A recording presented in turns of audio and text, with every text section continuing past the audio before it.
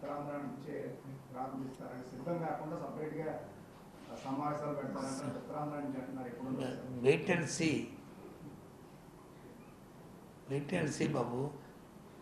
ఉత్తరాంధ్ర పెడతారా, రాయలసీమ నుంచి పెడతారా, లేకపోతే కోస్తాంధ్ర నుంచి పెడతారా అనేది ఒక కార్యాచరణ రూపొందిస్తాం. ముందుగా మీకు చెప్పే కదా మేము స్టార్ట్ అవుతుంది పార్టీ. మీరే కదా మాకు ప్రజలకి పార్టీకి మధ్యన సంధానకర్తలు, బ్రిడ్జ్ మీరే కదా. మీకు చెప్పకుండా ఏం చేయం కదా.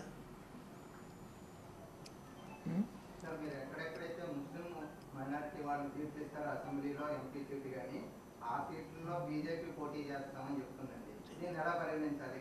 మాకేం సంబంధం అండి.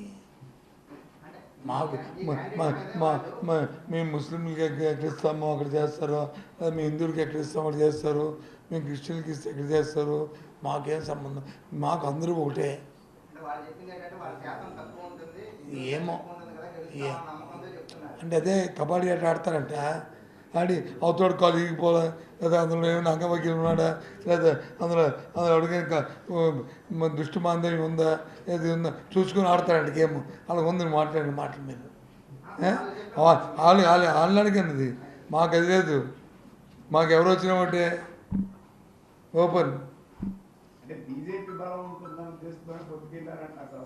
ఎవరు నేనన్నా? ఎవరన్నారు?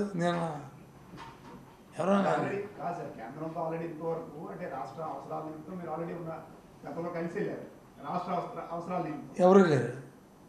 ప్రధానమంత్రి గారు ముఖ్యమంత్రి గారు కలిసారు కదా రాష్ట్ర ప్రధానమంత్రి గారిని ముఖ్యమంత్రి గారు కలవడం అనేది మీ ముగ్గురమే కాదు, కాంగ్రెస్ ముఖ్యమంత్రి కూడా ప్రధానమంత్రి కలుస్తున్నారు. ఎడిపోయారు మీరు. ప్రధానమంత్రి ముఖ్యమంత్రి రెండు వ్యవస్థలు అవి. ఆ వ్యవస్థలు వేరు, రాజకీయ వ్యవస్థలు వేరు. రాజకీయ వ్యవస్థలను కాంగ్రెస్ ముఖ్యమంత్రి వెళ్ళి ప్రధానమంత్రుల నుంచి ఇలాంటి మాటలు మాట్లాడతారా చెప్పండి? మాట్లాడరు కదా.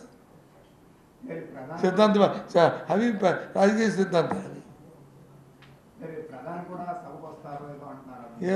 ఎవరన్నారు? ప్రధానమంత్రిగా వస్తు వేరు, భారతీయ జనతా పార్టీ కూటమి వస్తు వేరు. ప్రధానమంత్రికి రాలేదా విశాఖపట్నం? మా ముఖ్యమంత్రి అటెండ్ అవ్వలేదా? మేము అడగలేదా ఈ రాష్ట్ర ప్రయోజనాల కోసం మాకు చేయుతున్నామండి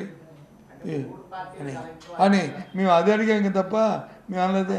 రేపో ఎల్లుండో నేనేమన్నా మీకు, రేపో ఎల్లుండో ప్రధానమంత్రి గారు భారతీయ జనతా పార్టీ నాయకులు గారు రేపు వస్తారు కదా ఇక్కడికి.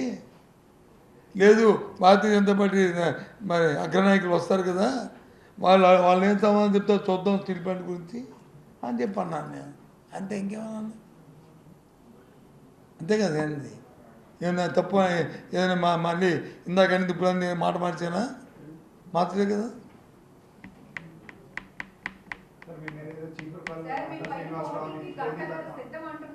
ఏం సిద్ధం? ఎవరెవరు పోటీ చేయాలి కదా.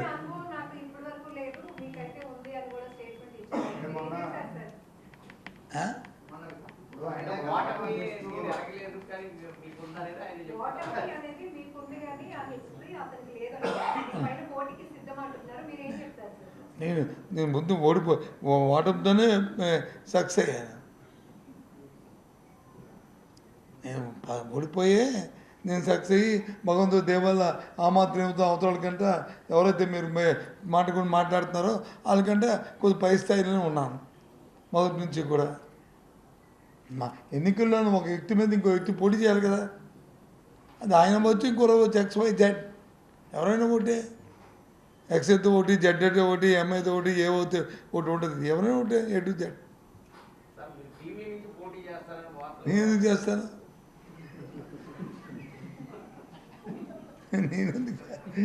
నేనెందుకు చేస్తానండి? నేను ఎందుకు చేస్తాను? చెయ్యొచ్చు లేదు, చేస్తామని లేదు. అది ఎందుకుంటుంది? చీపురుపల్లిలో ప్రజలందరూ ఆదరిస్తున్నారు, అభిమానిస్తున్నారు. ఆ ప్రాంతానికి ఏం కావాలంటే అవన్నీ చేసాము. మా పుట్టిన మా జిల్లాలో ఉన్నాము. ఇప్పుడు ఏం అవసరం వచ్చింది అక్కడి నుంచి? ఎప్పుడు మారాలి అక్కడి నుంచి? ఆ ప్రజలు తిరస్కరిస్తే, ఆ ప్రజలు వద్దనుకుంటే, లేకపోతే మన మీద మనకు నమ్మకం లేకపోతే అప్పుడు అక్కడ ఇక్కడ మారుతున్నారు. ఎవరు మారుతారు? రాజకీయాలను నమ్మకాలను అటు ఇటు. మీ పై పోటీకి స్వాగతిస్తారా సార్ గంట గారు? ఎవరైనా ఉంటుందమ్మా. ఆయనకేమి స్పెషల్ 3 కొమ్ములు ఉన్నాయా స్వాగతించడానికి? ఆయనకేం 3 కొమ్ములు ఉన్నాయా చెప్పండి? ఎవరైనా ఒకటి ఎన్నికల్లో పోటీ ఎవరైనా చేస్తాం కదా, ఎవరైనా చేస్తారు కదా. అది ఆ పార్టీల తాలూకా నిర్ణయాలు, మాకేం సంబంధం? అంటే సార్ గంటని దీన్ని వాళ్ళు తిరస్కరిస్తున్నారా? అందుకని ఆయన చూపిస్తున్నారు. నేను అన్నాను అంటే మీరు అన్నారు కదా తిరస్కరిస్తే మాత్రం. మరి తిరస్కరించి మరి ఆయన అడగండి ఎందుకే ఇక్కడ మారుతున్నావు, ఇక్కడ తిరస్కరించారని. వాళ్ళ పార్టీ తిరస్కరించిందో వాళ్ళు తిరస్కరించారో నాకేం సంబంధం? నాకు సంబంధం లేని విషయాలు మీరు అడిగితేగా, సంబంధం లేని వ్యక్తులను అడిగితే చెప్తారు. ఆయన అడగండి అవన్నీ. ఈ క్వశ్చన్లన్నీ వాళ్ళవి నాయ కాదు. నా క్వశ్చన్ ఒకటే అందరిది. నాకు ఎవరైనా ఒకటే పోటీ. సార్ మీరు చీపురుపల్లిలో పోటీ చేస్తున్నారు, సత్యమణి గారు ఝాన్సీ గారు ఇక్కడి నుంచి పోటీ చేస్తున్నారు. ఎలా దీన్ని వేరు చేసుకుంటారు? పార్టీ ఇక్కడి నుంచి పోటీ చేయాలని పార్టీ నిర్ణయించింది. ఆ నిర్ణయాన్ని ఆదేశాన్ని శిరసావహిస్తే ఆవిడ ఇక్కడ పోటీ చేస్తుంది. నాది వచ్చి నేను అక్కడే ఉన్నాను, పార్టీని నేను రిక్వెస్ట్ చేసి నేను ఇక్కడే పోటీ చేస్తాను, నా రిక్వెస్ట్ని పార్టీ ఆమోదించింది, నేను అక్కడ చేస్తున్నాను. ఎలా సమన్వయపరుచుకుంటారు? సమయం ఎందుకు? దేనికి సమయం? పార్టీ సమయం పరుచుకుంటుంది. మేము ఎందుకు? వ్యక్తుల నిమిత్తం మాత్రం వ్యవస్థ పార్టీ సమన్వయపరుచుకుంటుంది. మీరు ప్రచార కార్యక్రమంలో పాల్గొంటే కొంత స్పీడ్ ఉంటుంది కదా, మీరు ప్రచార కార్యక్రమంలో పాల్గొనలేదు ఇక్కడ అక్కడ. నేను చెప్పాను కదా, వ్యక్తుల నిమిత్తం మాత్రం పార్టీ పటిష్టంగా ఉంటే వ్యక్తులు ఆటోమేటిక్గా ఉంటారు.